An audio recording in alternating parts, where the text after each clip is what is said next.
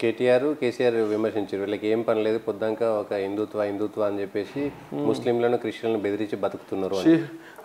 సరే వాళ్ళకేముంది, హిందువులపై దాడులు జరిగిస్తుంటే ప్రోత్సహిస్తారు, హిందువులపై కేసులు పెట్టిస్తారు.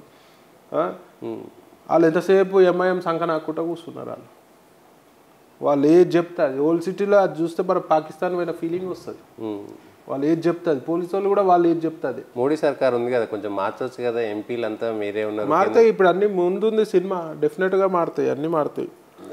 చేస్తారా, ధైర్యం ఉందా మోడీ గారికి? 100% next 5 years you will see lot of changes.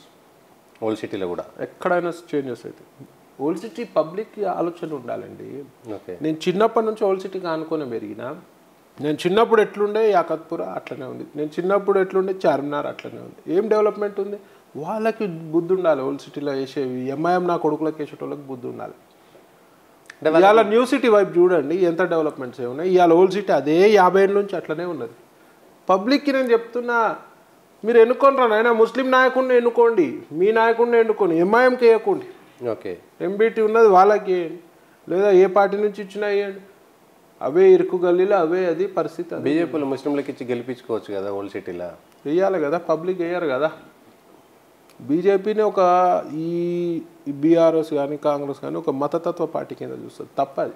ఒకవేళ మతతత్వ పార్టీ అయితే ఇవాళ ఆర్టికల్ 370 రద్దు చేయరు. ఇవాళ ముస్లిం సోదరిమణులకి ఇవాళ 3 తలాక్ చట్టం తెచ్చిందంటే బీజేపీ పార్టీ. వాళ్ళ బావు కోరే తెచ్చారు కదా, వాళ్ళ మంచిగా ఉండాలని. నేతు అంటే వాళ్ళకి నిద్రలు పట్టకపోయేటోళ్ళు ఆ అమ్మాయిలకి సోదరిమణులు. మరి అంత సాయం చేసినా కూడా వాళ్ళు ఓట్లు వేస్తలేరు కదా. వస్తలేదు, వేసినా వేయకుండా మన ప్రజలే అని భావిస్తుంది బీజేపీ పార్టీ. అంత దిల్లు ఉందా మీకు? 100% దిల్లు ఉంది, లేకపోతే ఇవన్నీ ఎందుకు తెస్తారు చట్టాలు ఓల్డ్ సిటీలో? ఇప్పుడు మాట నేను ఒక ముస్లిం సోదరులకు ఒకటి చెప్తా, మేము ఎంఐఎంని తిడితే మిమ్మల్ని తిట్టినట్టు కాదు. ఓకే, అంటే మీరు బీజేపీ ముస్లింలకు వ్యతిరేకం కాదా? ఎందుకు అవుతుంది ముస్లింలకు వ్యతిరేకం? ఎప్పుడు కాదు. బీజేపీ ఎంఐఎంకి వ్యతిరేకం, బీజేపీ హిందువులకు వ్యతిరేక హిందువులకు ఎవరైతే యాంటీ చేస్తారో వాళ్ళకి వ్యతిరేకం. ముస్లింలకు ఎందుకు వ్యతిరేకత అవుతుంది? మరి వాళ్ళ పండుగలప్పుడు వాళ్ళు హ్యాపీగా చేసుకుంటారు. కానీ ఆవును కోసుకుంటే అంటే వాళ్ళకి అది ఒక పద్ధతి కదా. మనము దేవతలుగా పూజించే ఆవు, అవునా? దాన్ని ఎట్లా కోసుకొని ఇస్తారు? సుప్రీంకోర్టు ఆర్డర్స్ ఉన్నాయి కదా. ఓకే, ఆవుని కొయ్యొద్దని సుప్రీంకోర్టు ఆర్డర్స్ ఉన్నాయి, అది వేరే విషయం కదా. మీరు ఎంత బెదిరించినా మళ్ళీ వాళ్ళు మజ్లిస్కే ఓటేస్తున్నారు కదా.